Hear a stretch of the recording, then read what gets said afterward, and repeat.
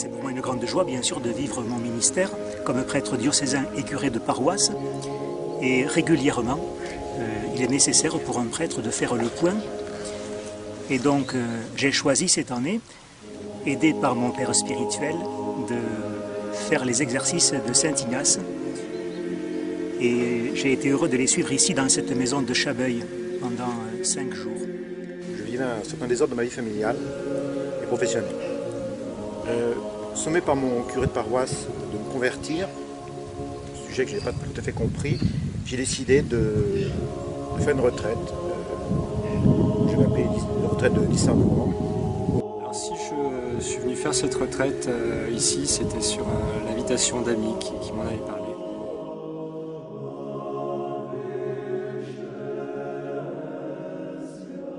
Pour la vie de prière, j'ai été heureux de pouvoir bénéficier de pratiquement 4 heures d'oraison par jour. Et ça a été pour moi une grâce, c'est ce que je recherchais. C'est ce dont j'avais besoin. Des instructions très courtes et très denses, et ensuite ces temps de prière à la chapelle devant le Saint-Sacrement m'ont beaucoup aidé et m'ont beaucoup réconforté aussi.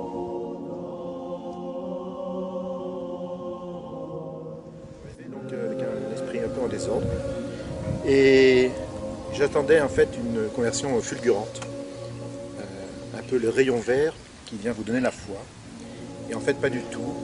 À travers l'exercice, à travers la méthode qui est proposée, j'ai reçu un certain nombre de grâces, de consolations subtiles, et avec une démarche interne, je me suis ouvert à Dieu.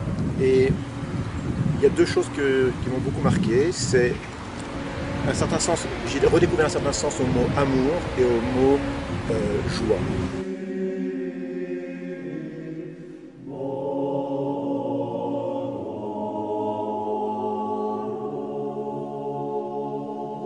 De voir que Dieu s'est fait homme, voilà, en Jésus-Christ. Et moi j'avais peut-être eu tendance à imaginer Dieu dans les nuages. Et là, de voir concrètement qu'il était homme et qu'on vivait avec lui et qu'il vivait avec nous, ça m'a marqué, effectivement. De méditer les évangiles et de voir que c'était pas simplement c'était une parole vivante, quoi. Je ne comprenais pas ce que ça voulait dire, mais c'est vraiment une parole vivante. Le Seigneur est là, on pouvait le suivre, on voit qu'il nous parle encore aujourd'hui à travers ces évangiles. En cela, ça a été une découverte.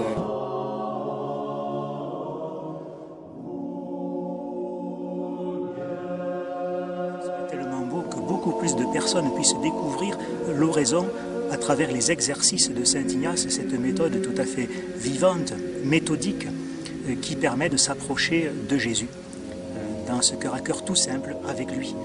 Si beaucoup de chrétiens pouvaient redécouvrir, ne serait-ce que pendant un temps très bref, chaque jour, l'oraison avec Jésus, 5 minutes ou 10 minutes, cela transformerait leur vie et aussi leur relation avec tout leur entourage, leur famille, leur milieu de travail.